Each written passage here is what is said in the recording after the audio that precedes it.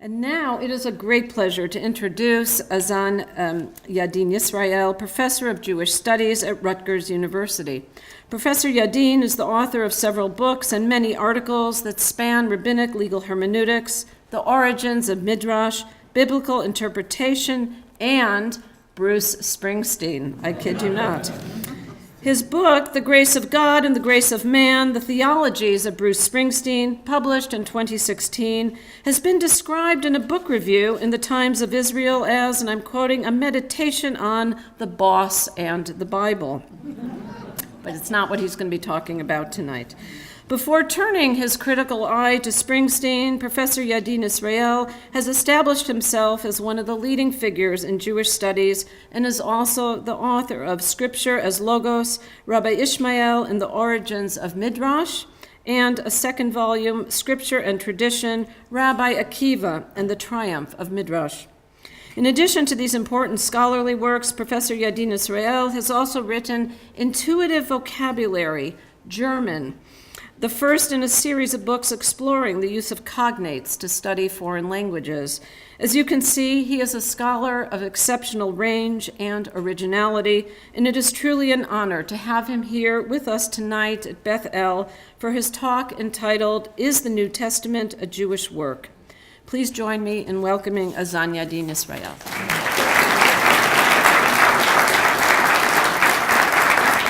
Thank you so much.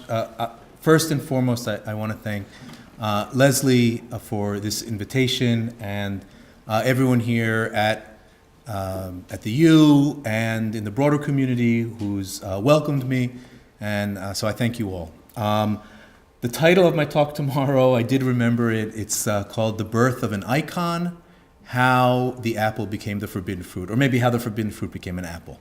One of those two. All right, and I will say this is not yet on anything official, but Leslie had mentioned my book on German vocabulary, and the Spanish volume is coming out in May. So that's it. You'll never see it. It's not going to be any. Keep your eyes out, but just know that it's coming out. All right. So the topic tonight is, as you can see, is the New Testament a Jewish work? And what I'd like to do is start out by clarifying what I mean by a Jewish work, and then basically read through a series of texts together, texts from the New Testament that I want to frame in a particular way. I want to start out by giving you an image of the books of the Hebrew Bible or the Old Testament. So as you see, as you all know, Genesis, Exodus, Leviticus, Numbers, Deuteronomy. I want to particularly point to the bolded texts. I hope I'm not, I wonder if I can I just take this off somehow? I don't know if I can take this off. I can get out of the way. I'm blocking the view here. But if you see the bolded ones, then at the bottom, the book of Jubilees and the book of Enoch, those familiar books. Book of Maccabees. Then you have the book of Tesgats, or Reproof, that I'm sure you all remember from Sunday school. So no, you don't. Also, Metzishafe, Tibet, the book of Joshua, the son of Sirach, also known as the book of Ben Sira, and the book of Joseph, the son of Ben Gurion. So some of those are unfamiliar works, right? Some of those are unfamiliar texts. And the reason they are here is that this is the Bible, the Hebrew Bible, the Old Testament, of the Ethiopic church. That's the Bible. If you open in if next time you're in Addis Ababa and you reach for the Bible in the hotel drawer, this is what you'll see. This is what constitutes the Hebrew Bible. I bring this to you because I'm trying to make a historical point, and that is that books are canonized, books become part of the biblical canon depending on what community is doing the canonization. That is to say, no book is inherently biblical. Some books, like the books of the Pentateuch, are in fact in all biblical canons, But different communities canonize different sets of books and consider them to be biblical. Other communities consider other sets of books to be biblical. Okay? It's not a function of the book, it is a function of the community that comes along and decides this book is going to be part of the Bible, as far as they're concerned. I say that because the question of the New Testament is obviously relevant here. To a great extent, whether or not you consider the Gospel of Matthew to be part of the biblical canon will determine whether or not you're a Christian or a Jew. In other words, one of the ways in which Judaism and Christianity have distinguished themselves from each other is through the question of what books make up the biblical canon. Is there such a thing as the New Testament, as a biblical and authoritative source? Christians accept the New Testament, Jews do not, and that will go on, on and on. In other words, later you'll have the Church of the Latter-day Saints. What is the status of the Book of Mormon, for example? I personally thought it was a good show, but I didn't think it was all that great. No, joking aside, obviously, the question of what's the status of the Book of Mormon will determine. If you think the Book of Mormon is a divine revelation and basically part of the authoritative biblical canon, then you're probably Mormon. And if you don't, you're probably not. So there's no question that in terms of that division, the New Testament is not a Jewish book. It's not a Jewish text. The New Testament is Christian, and it has been embraced by the church as its founding, or one of its founding documents, and it has been rejected by the synagogue as not authoritative, not biblical, not canonical. So that's the way we tend to think about these works, as well we should. That's the way that governs our engagement with these works within synagogues, within churches, and just within the broader culture. Tonight, however, I would like to approach it from a different perspective, and that is just the historical perspective. Is the New Testament a Jewish text in the way that it was written, in the way that the authors understood themselves in its messages and the like? So that's a separate question. It doesn't in any way change the later historical reception of these texts, but it's an interesting and potentially significant way of approaching the writings, and maybe innovative in the sense of how that it's not the way we always look at them. So that's the goal. That's the framework that I want to establish here, and in which I want to examine these texts. And let's proceed. Everything that I'm going to be taking, I'm working from the Gospel of Matthew primarily, and I'd like to make a few arguments, first about Jesus, and then about Paul. Okay? So the discussion of Jesus and his teachings, basically, or I should say Jesus, his teachings and his actions, divide into a number of categories. The first, and in many ways the simplest, has to do with theology. Now, in the Gospel of Matthew, the Gospels are not identical in this regard. Some tend more towards what I'm going to be arguing, and the book of Matthew, the Gospel of Matthew is maybe the most Jewish of the Gospels in a certain sense.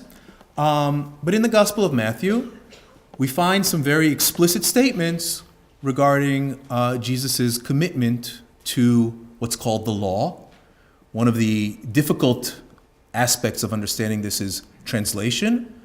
And law in English translations is simply a rendering of the word Torah.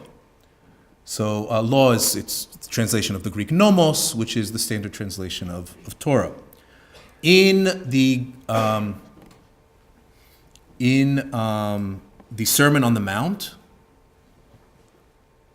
Jesus turns to his disciples and says, "Do not think that I have come to abolish the law or the prophets," in other words, the Torah or the prophets, neither part of the Hebrew Bible, neither the Torah nor the prophets. I have come not to abolish, but to fulfill. For truly I tell you, until heaven and earth pass away, not one letter, not one stroke of a letter will pass from the Torah until all is accomplished. Therefore, whoever breaks one of the least of these commandments, one of the least of these mitzvot, and teaches others to do the same will be called least in the kingdom of heaven, but whoever does them and teaches them will be called great in the kingdom of heaven. And then the kicker, for I tell you, unless your righteousness exceeds that of the scribes and Pharisees, you will never enter the kingdom of heaven. Your righteousness has to be greater than that of the Pharisees. So this statement is maybe a little surprising in terms of how we generally think of Jesus' teaching, but it is a very strong affirmation in the Sermon on the Mount, an important source of Jesus' teachings regarding the sanctity of the law, i.e. the Torah, and the necessity of maintaining the commandments, the mitzvot. So there's a clear theological statement here. I will note that when someone says, do not think that I have come to abolish the Torah or the prophets, it probably means that someone out there does think that. In other words, that maybe these are already contested points. These are already points of dispute that someone out there does, but at least in terms of the Gospel of Matthew, that's a mistake, and Jesus' teachings are to maintain the Torah, to maintain the mitzvot, and so forth. Now, that may be well and good in theory, or as a theological statement, but what about Jesus' way of life? What about his actual behavior, religiously speaking? Let's look at a passage from Matthew 9. This is a healing narrative. Jesus is actually on his way to heal someone else, but as he's going, then suddenly a woman who had been suffering from hemorrhages for 12 years came up behind him and touched the fringe of his cloak. For she said to herself, if I only touch his cloak, I will be made well. Jesus turned, and seeing her, he said, take heart, daughter, your faith has made you well. And instantly the woman was made well. She was healed. Okay. This is a fairly innocuous passage. Jesus is there. The woman touches the fringe of his coat, of his cloak, and she's healed. What's interesting is the phrase, the fringe of his cloak. What exactly does that mean? What is this? What is she touching? So, everyone gets an A. The Greek here, which is actually from an earlier presentation, I have this here. She touched the crespadon in Greek, the crespadon of his cloak. Crespadon is the Greek word for tzitzit. In other words, for the fringes of the talit.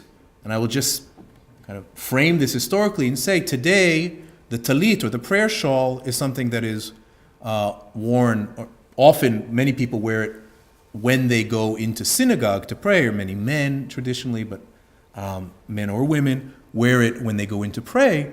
But for some more observant Jews, and certainly in the ancient world, these were worn all the time. This was just something that was worn all the time. So Jesus is walking around wearing a talit with his tzitzit, with his fringes, the fringes of his shawl, out, available. So the woman who wants to be healed reaches out and touches his tzitzit, the fringes of his hair, which means that Jesus is dressing the way a religiously observant Jew would dress, that he is maintaining the dress code that is appropriate to an observant Jew of the day. Let me look at one more example here from the book of Matthew.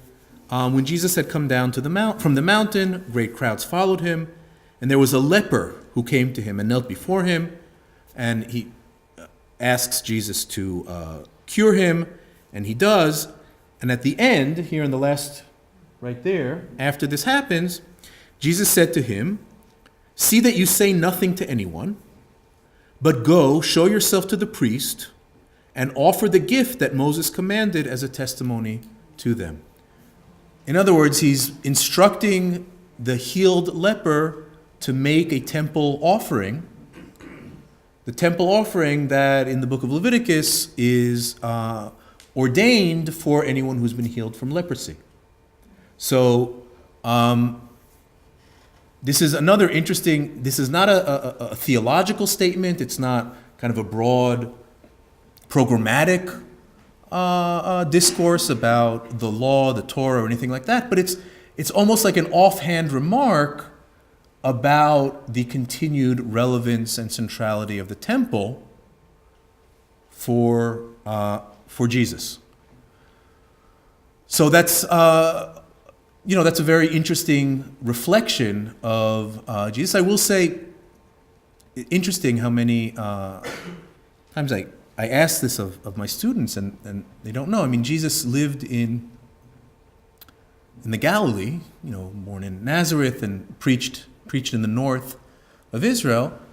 So why did he die in Jerusalem? This is actually quite a topical question.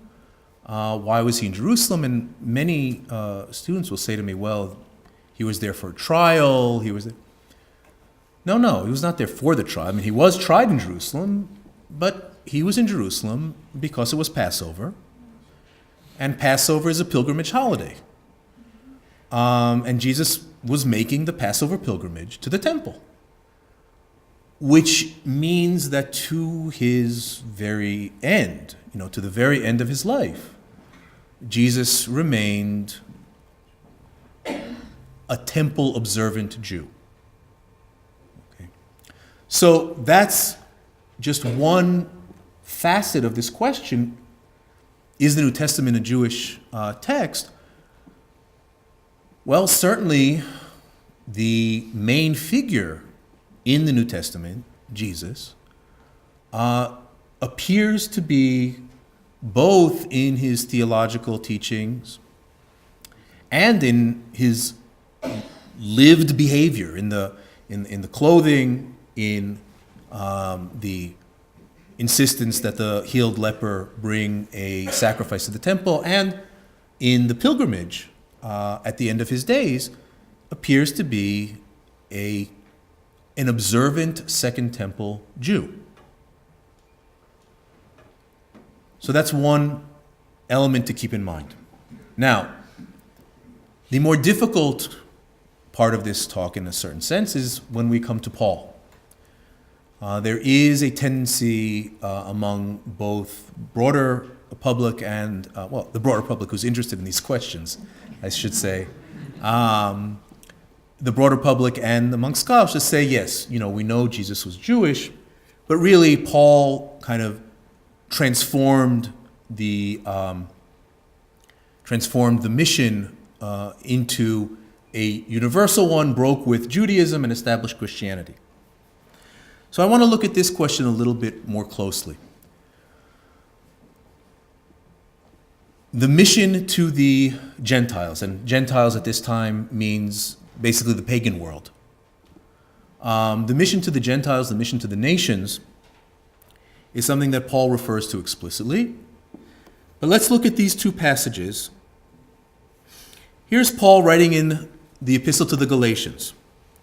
When God, who had set me apart before I was born and called me through his grace, was pleased to reveal his Son to me, so that I might proclaim him among the Gentiles, I did not confer with any human beings. And then he goes on to say, nor did I go up to Jerusalem.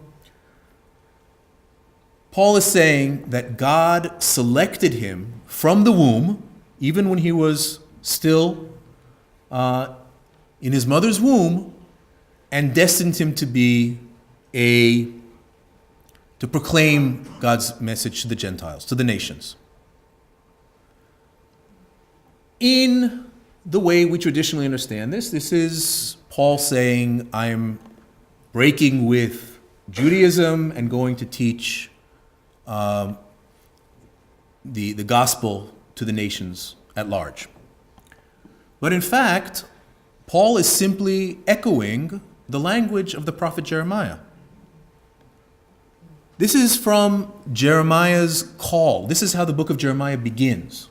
After the very kind of technical beginning, the teachings of Jeremiah, the son of Buzi, it says, "Now the word of the Lord came to me, saying, Before I formed you in the womb, I knew you, and before you were born, I consecrated you.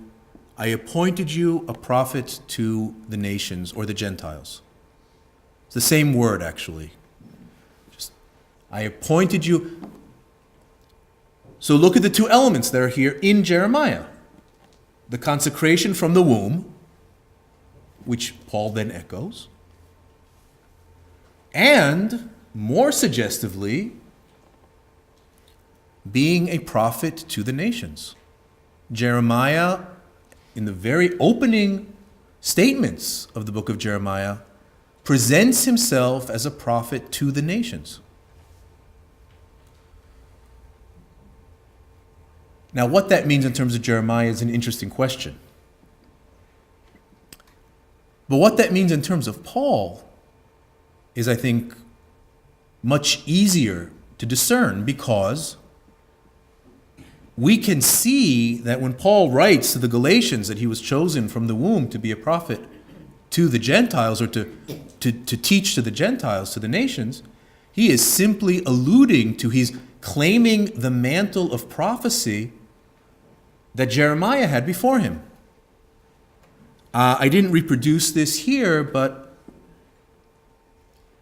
if you look at Isaiah 49, you have the same phrase. In Isaiah 49, Isaiah says that he is a prophet to the nations, a prophet to the Gentiles. So Paul is saying that strain of thought, that approach that we find in Jeremiah and in Isaiah, that's what I am trying to promote. That is my mission. Like them, I was consecrated from the womb, and like them, I am a prophet to the nations, rather than just to Israel. Okay. Let's look at another text. And we can see the dispute coming up. We can see the tension beginning to bubble up. This is in the book of Acts, that recounts the early church, some of the actions of the early church after Jesus' death. And Paul has been preaching in Asia Minor and in Rome, but not in Israel. He's left Israel. There is a different religious leadership there. The main figure in that group, well, the main figures are James, who is Jesus' brother, and Peter, and they are kind of the foundations of that church, of that community. And Paul's already been out for many years teaching and establishing communities throughout Asia Minor and in Rome itself. And that's where we pick up the action in Acts 15. Then certain individuals came down from Judea and were teaching the brothers, in other words, those who accepted Jesus in some sense or another, whatever that means, we're going to have to figure out. And they say, unless you are circumcised according to the custom of Moses, you cannot be saved. So there are these messengers coming from Jerusalem and saying, look, what Paul taught you is not really accurate. You need to basically convert to Judaism in order to be saved. And this looks like a classic argument between, as it were, Jews and Christians. Paul's a Christian. He's saying you don't need to follow the law of Moses. And these other individuals who come down say, no, you do have to convert to Judaism. So Paul and his companion Barnabas are then called back to Jerusalem, And there's a debate about this question. And I'm going to pick up right after these three dots, right after that ellipsis. When they came to Jerusalem, in other words, Paul and Barnabas, they were welcomed by the church and the apostles and the elders, and they reported all that God had done with them. But some believers, note, some believers, in other words, some followers of Jesus, who belonged to the sect of the Pharisees, stood up and said, "It is necessary for them to be circumcised in order to keep the law, and ordered to keep the law of Moses." By the way, here's another place where you see law simply means Torah. Keep the Torah of Moses. All right. This is one of my favorite verses in the New Testament. The believers who belong to the sect of the Pharisees. What does that tell us? It tells us that this group, this community, understands itself as non-mutually. It's not that you have to be either a Jew or a follower of Jesus. You clearly can be both, because this group, the believers who belong to the sect of the Pharisees, identify as Pharisees and as followers of Jesus. And notice, they are getting up and making demands. I'm not saying that everyone's accepting their demands or anything like that, but the narrative of the book of Acts doesn't stop and say, "Oh, hey guys, FYI, there used to be these Pharisees," and no, this is just normal. This is the landscape of the community at this point. Paul is doing this, and the Pharisees, who are followers of Jesus, the believers, get up and say, "No, the Gentiles, the nations, need to be made to follow the Torah of Moses." So first of all, we have a really interesting kind of sociological snapshot of the followers of Jesus after Jesus' death, that they can include Pharisees, and that's not a problem. The second point that I want to make here, and this is a little bit trickier because one of the more difficult things to do with a text is to see what is not written in it. So one of the trickier things here to see is, what are these Pharisees not accusing Paul of? Well, there's an infinite number of things they're not accusing Paul of. That's not really, we don't want to start listing them. But let me phrase it this way. Paul is going and teaching the pagans, the nations, that they can be saved simply through faith in Christ. And the Pharisees are saying, no, you need to make sure that the pagans observe the Torah of Moses. In other words, you have to be, Jesus' teaching is aimed at a Jewish audience. The pagans need to convert to Judaism and then accept the teachings of Jesus. What they are not saying is that Paul is preaching that Jews should not follow the Torah of Moses. In other words, if these Pharisee believers are upset with the idea that Paul is preaching that Gentiles, that pagans, don't have to follow the Torah of Moses to be saved, how much more upset would they be if he were preaching that Jews shouldn't follow the Torah of Moses? But that never comes up. There's never a debate about that. They don't accuse Paul of that. Paul doesn't argue for that. That's just not what's going on here. The whole question is, what is the status of the Torah vis-a-vis the pagans? That's all.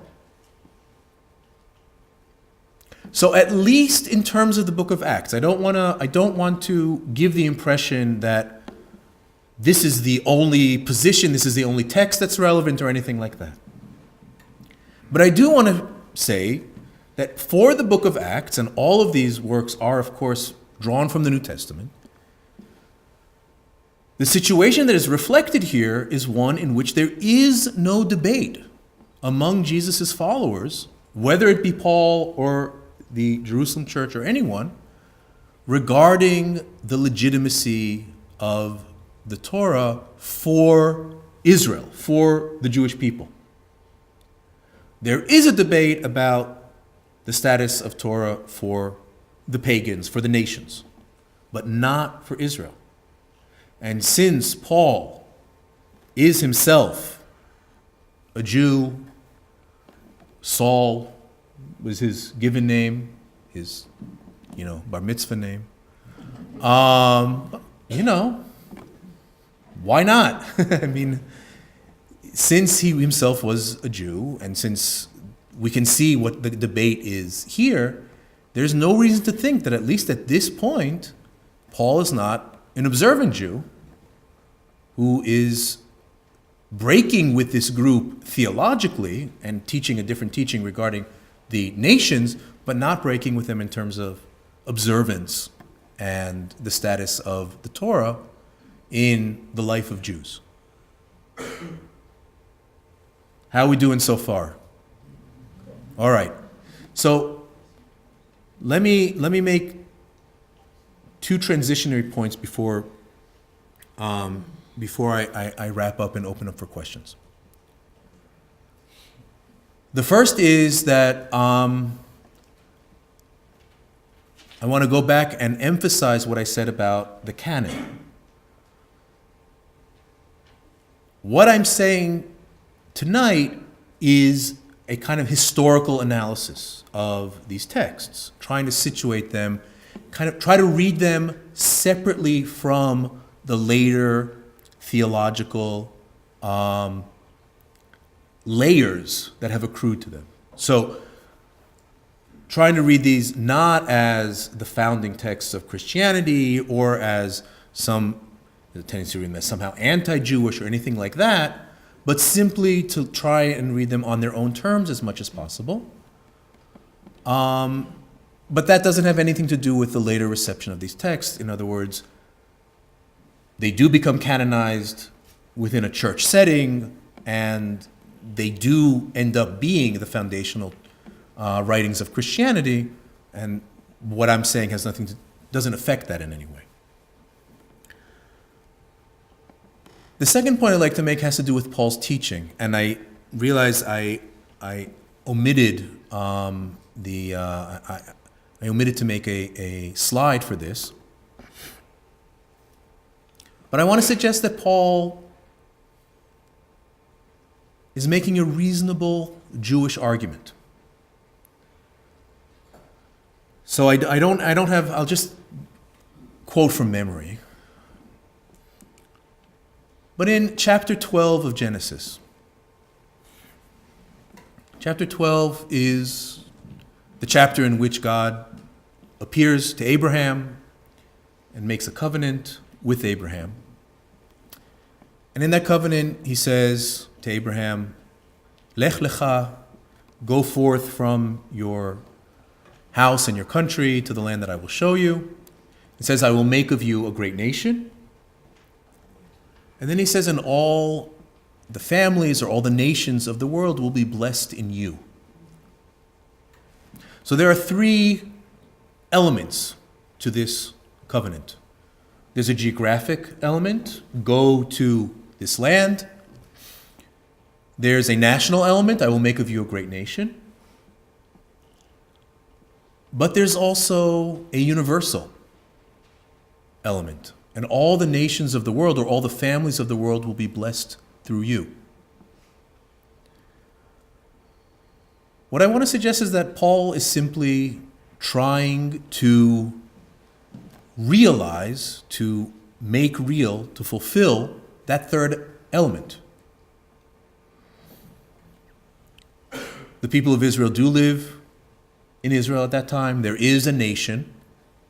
And Paul believes that Jesus' teachings mark the moment that this third aspect can be made real. That it is now time to take this blessing and propagate it among the nations of the world. Now notice that the promise to Abraham is not that all the nations of the world are going to convert to Judaism. Okay? So, Paul, if I'm right, if this interpretation is correct, and this is in fact what is motivating Paul,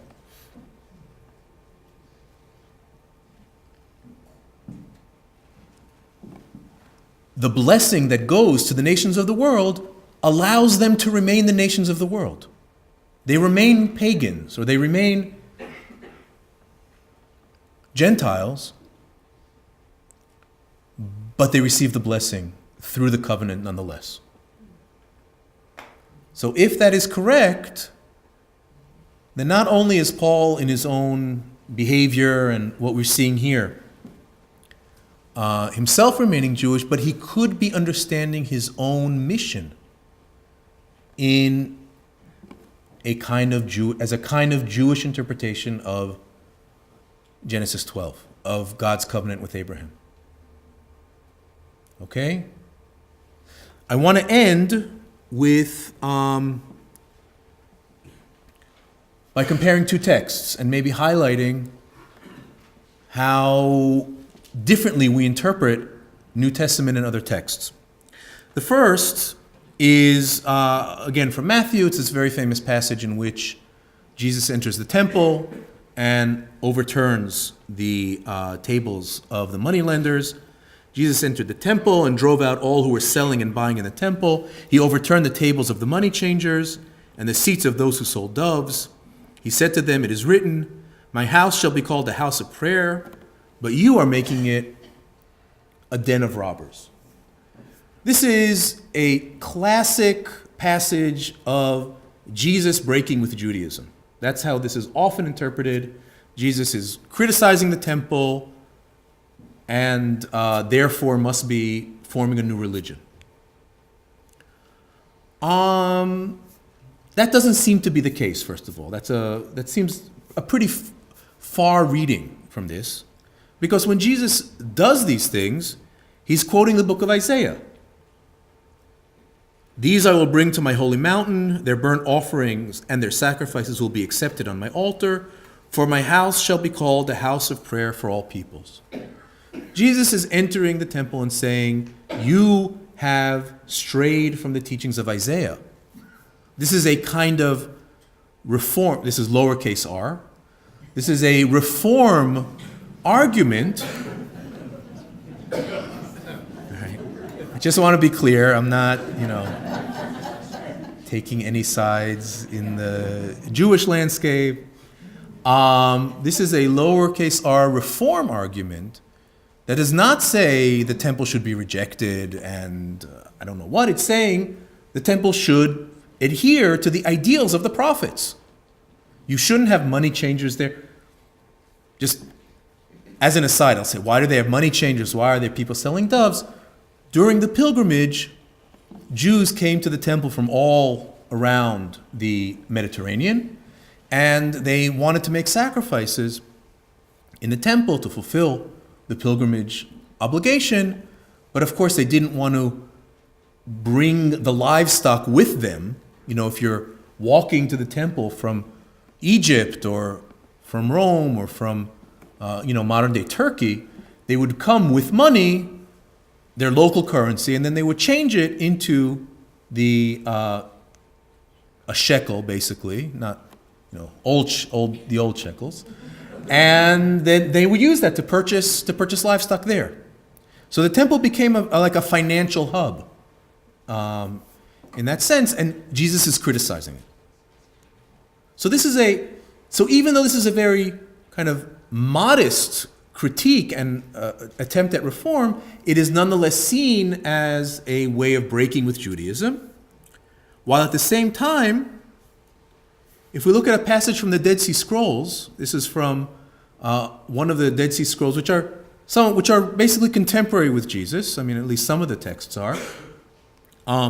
The Dead Sea Scroll community lived in the Qumran area on the western shore of the Dead Sea until the year 70 CE. They're basically destroyed along with the revolt that brought to the destruction of the temple. And this group understands itself as the true kind of covenant of Israel and thinks that all of the Jews and the priesthood in Jerusalem are corrupt. And they say, and this is the beginning of the temple scroll, of the war scroll, for the instructor, the rule of war, the first attack of the sons of light shall be undertaken against the forces of the sons of darkness, the army of Belial. Belial is like a demonic figure who is the opposite of God, like kind of like an evil deity of sorts. The troops of Edom, of Moab, the sons of Ammon, the Amalekites, the Philistines, the troops of Kittim, and supporting them are those who have violated the covenant. In other words, the Jews who are not being true to the covenant. And they wage war against them. And on the day when the Kittim fall, this is this nation that will fall, there shall be battle and horrible carnage before the God of Israel. For it is a day appointed by him from ancient times as a battle of annihilation against the sons of darkness, meaning annihilation against the sons of darkness, including the Jews who live in Jerusalem and the priesthood and the institutional authorities of Israel at that time. No one suggests that the Dead Sea Scrolls is not a Jewish text. In other words, Jesus comes into the temple and says, I'm quoting Isaiah to you. This temple has been corrupt. It needs to return to its prophetic ideal. And that's seen as a break with Judaism. The Dead Sea Scroll community says, let's attack Jerusalem and slaughter all of them. People are like, oh, well, inner Jewish strife of some sort. Right? So what I'm trying to kind of highlight is the different criteria we bring to bear on the text when we're talking about the New Testament, because we already assume that it is leading to a break with Judaism. We already assume, because we know that it is historically the founding text of Christianity, we assume that that's already there from the outset, that this is going to be a break with Judaism, this is going to be the founding of a new religion, and so forth. We look at this terribly violent text that talks about destroying the temple, killing the priests, and all of that. Since we don't make those assumptions, no one suggests that these aren't Jewish texts. Historically, those kinds of differences don't make any sense.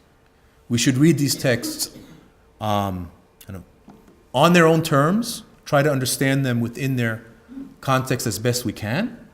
And on those grounds, I think it is fair to say that there is a very strong reason to suggest that, in fact, the New Testament is a Jewish text. Thank you.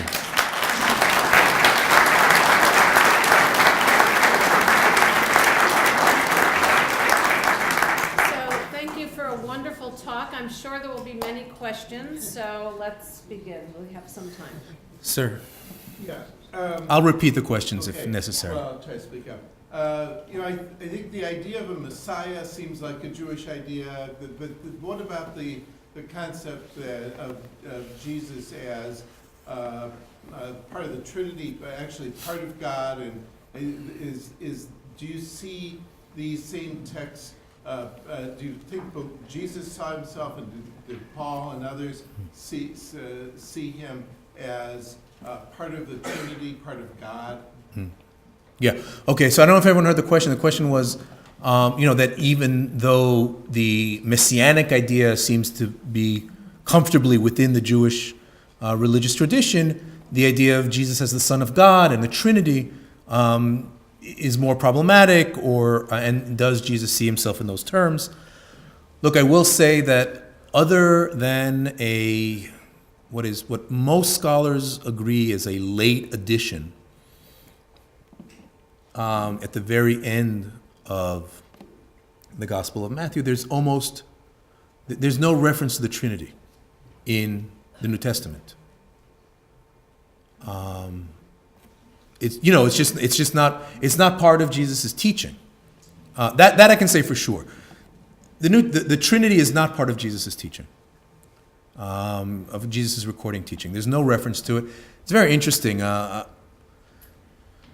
I mean, neither Jesus, and this, what I'm saying now is stuff that Christian scholars have written, so don't be upset with me. But for example, if you separate the narrative of the New Testament, the kind of the stories that frame it from Jesus' actual teachings, from what is attributed to Jesus, neither Jesus nor Paul ever teach about a virgin birth, for example. That's not to say that the virgin birth isn't attested in the New Testament. It is. But it's in the narrative about Jesus' birth, but it never comes through in Jesus' direct teachings, nor in Paul's teachings. So, from a scholarly perspective, you have two possible interpretations. One is that they knew about it, but they just, they never mentioned it. It wasn't something that they wanted to incorporate into their teachings.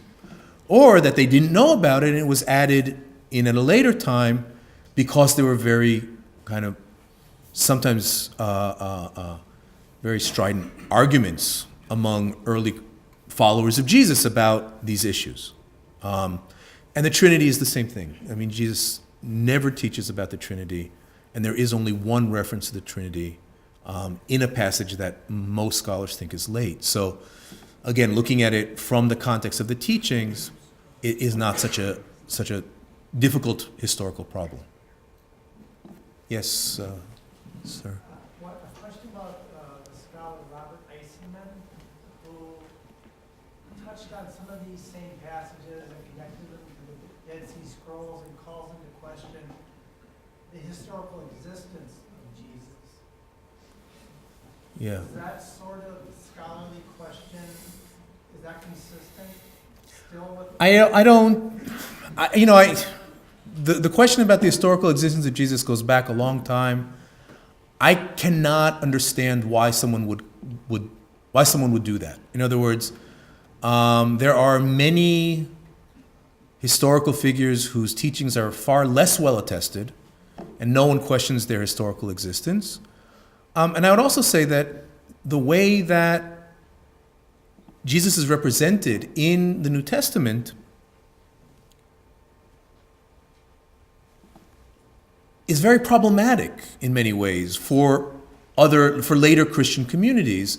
So if I were to invent a character, I would actually invent one who was running around spouting my theology, talking about the virgin birth, talking about the Trinity, talking about all of these issues. So in that way, the tension between the way Jesus is represented in the New Testament and later Christian doctrines, to my mind, strengthens the idea that Jesus was a historical figure. And I don't know, I don't understand. It seems to me that unless you found some kind of evidence that really refuted the existence of, you have someone whose teachings are then propagated by a number of individuals, that you would have to assume that they all got together and made it up or something. It becomes like a conspiracy theory. So I don't think that these things. I'm trying to look at the teachings and their religious setting, but I don't think that has any bearing on the existence or non-existence of Jesus. Yes, ma'am. I'll ask someone from the left. I don't want to be prejudiced, but yeah. You explained the money changers correctly, I think, by referring to the fact that you don't schlep a goat from Turkey. And you got that out of a passage in the New Testament. How much of the New Testament would you use to describe, explicate Second Temple Judaism? Right. How much of it can you use? Yeah. So the question was, I don't know if everyone heard it, but how much of the New Testament would I use to kind of shed light on Second Temple Judaism? I mean, the basic answer is all of it. For the reasons that I've outlined here, I basically consider the New Testament to be a Second Temple Jewish text. And I would have to use these texts critically, but I would also use rabbinic texts critically. In other words, not that I would use them critically because of the New Testament, I'd use them critically because it's an ancient source, and if you're going to be doing, serious historical analysis, you're going to look at your text critically. Basically, First Temple Jewish literature consists pretty much of Josephus and the New Testament. Philo maybe, but this is one of the most important historical resources for the study of Second Temple Judaism. Alongside Josephus. So I would certainly make use of it. There was ma'am. You present the Pharisees as trying to be in the middle and balancing the more religious with Jesus' teaching. It's my impression that the Pharisees were politically lined up with the Romans, and the Pharisees were very much against Jesus. So I don't know if that was a question exactly, but the statement was that the speaker's impression was that the Pharisees were aligned with the Romans and against Jesus. Well, I don't know if this is my impression that I'm trying to promote or simply reading the book of Acts chapter 15. In other words, I don't want to set this up as my view of the Pharisees versus other views. I'm just saying, let's read this New Testament text. I don't think, so it's not my position that there are Pharisees that are supporting Jesus. It's the position of Acts 15. I like your position. I like my position too, thank you.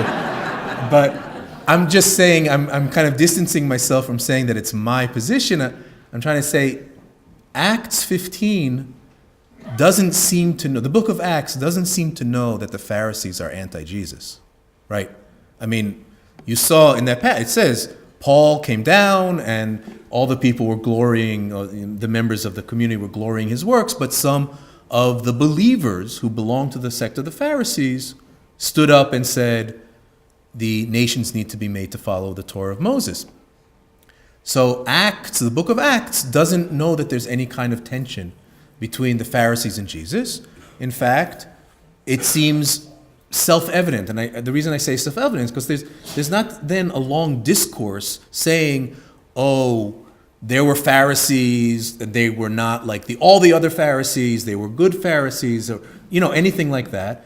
It's simply stated as a matter of fact. The audience is expected to know that.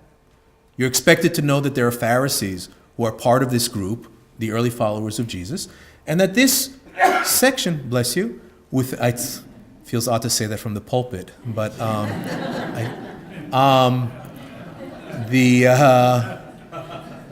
the book of Acts simply assumes that we know that within the landscape of the early followers of Jesus, there were followers who still identified as Pharisees, and these are the ones who are making that complaint. Sir, in the back.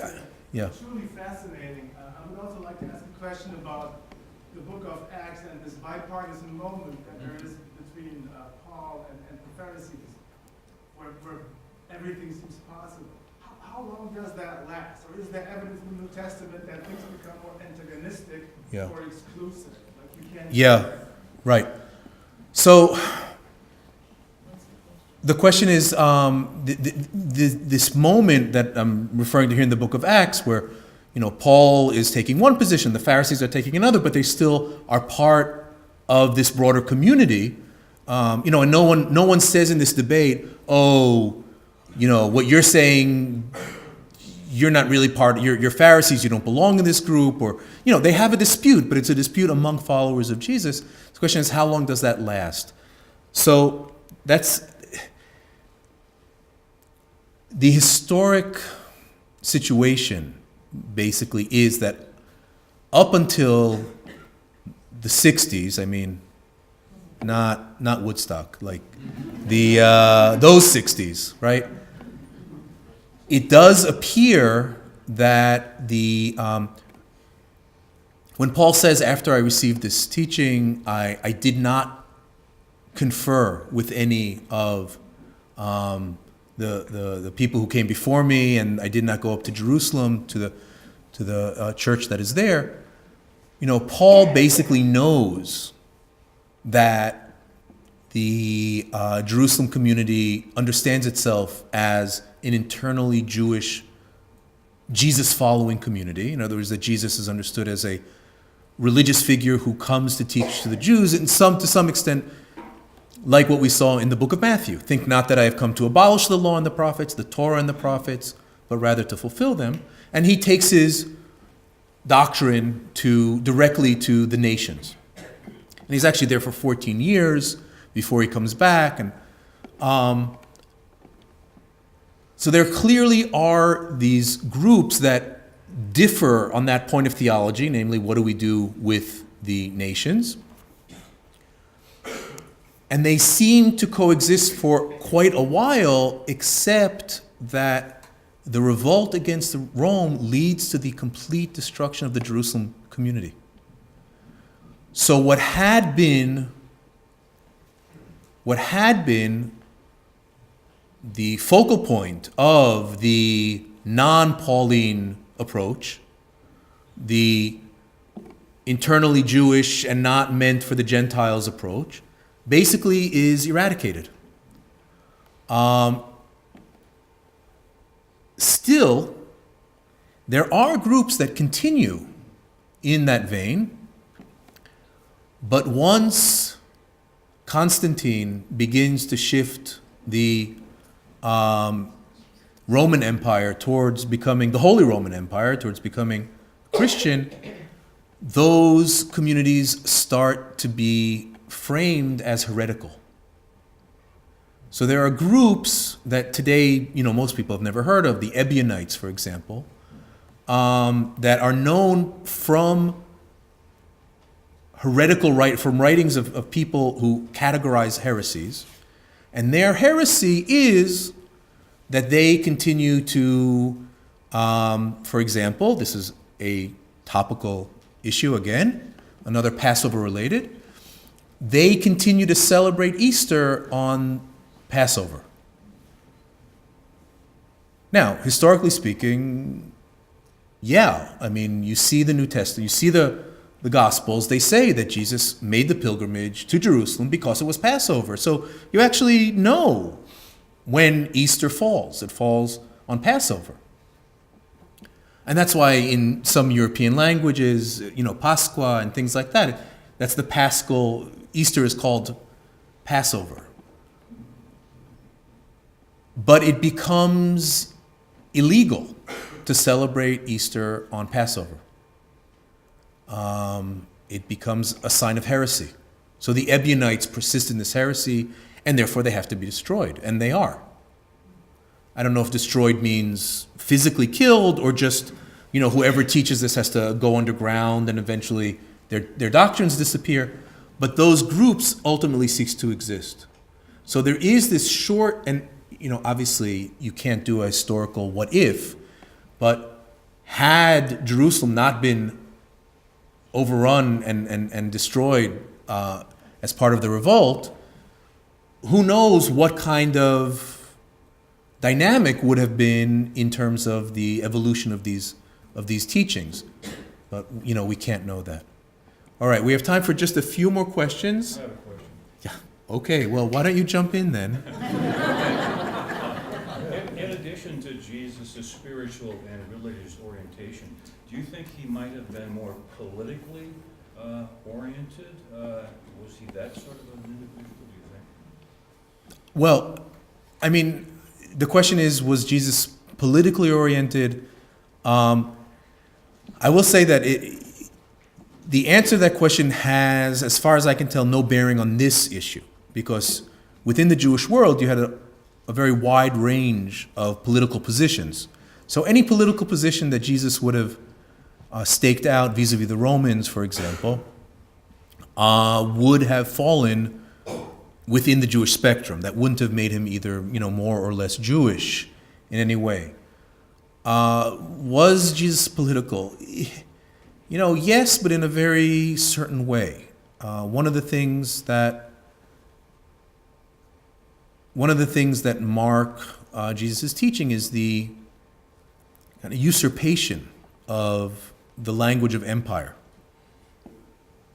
So that Jesus wasn't political in the sense that he was,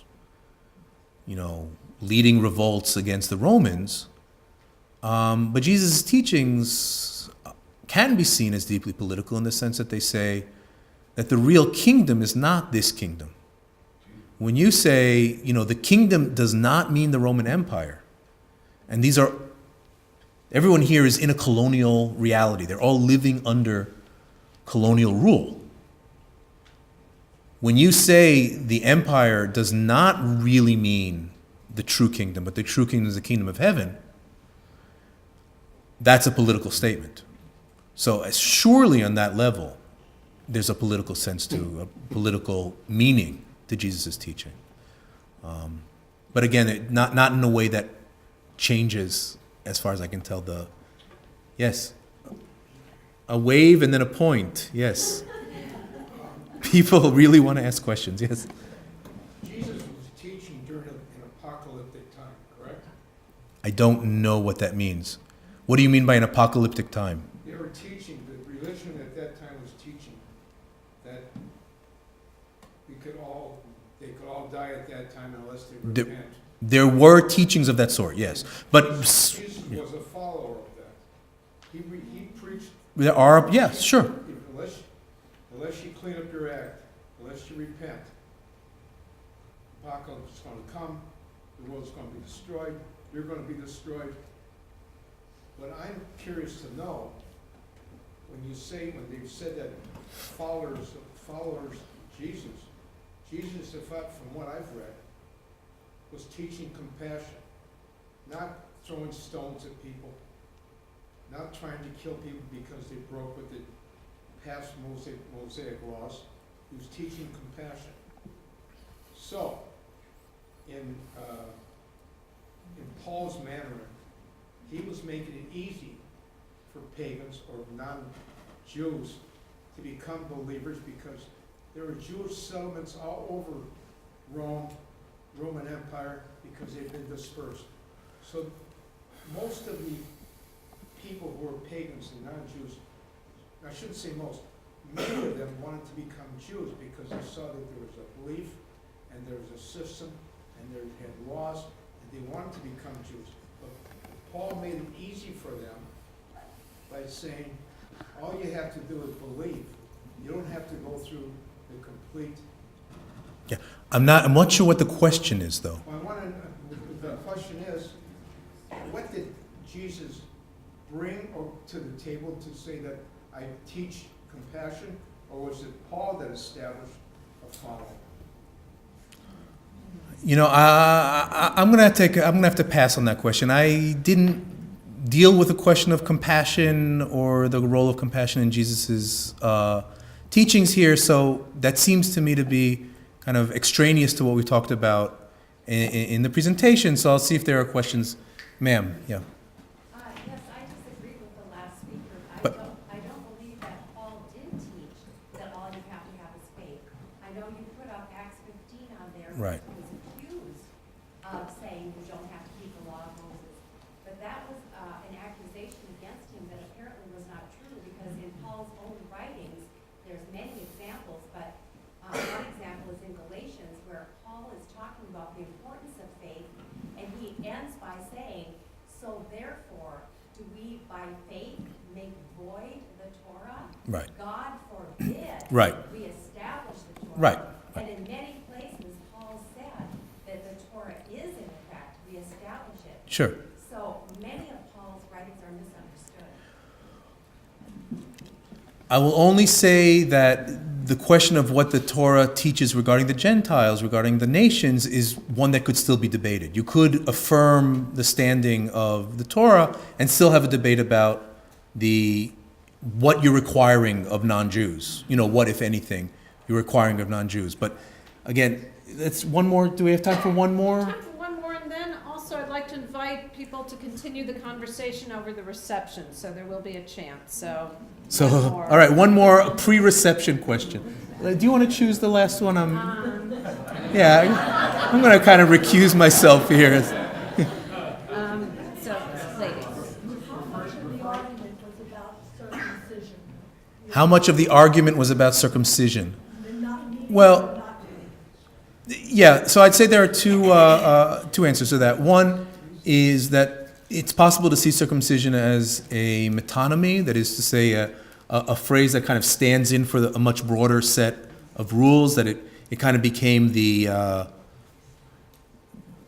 don't know, the most like salient image of conversion, but that it actually meant circumcision and then keeping the law, you know. And the other possibility is that it really is largely about circumcision. It clearly plays a very large role in the discussion.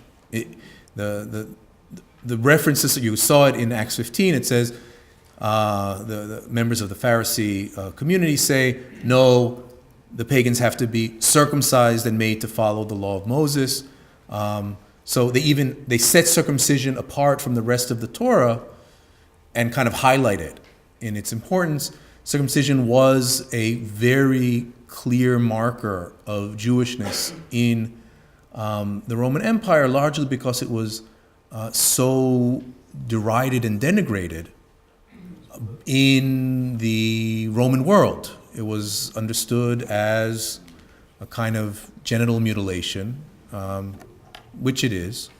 And it was also stood in stark contrast to Roman and inherited from and Greek ideals of the perfection of the body.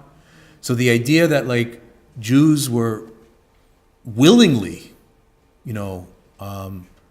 cutting off their foreskin, or the Jewish men were cutting off their foreskin, struck people as completely barbaric, and in that sense, circumcision became this marker of your willingness to join the Jewish world, despite the criticism from the surrounding Roman and Greek thinkers. All right? Thank you very much.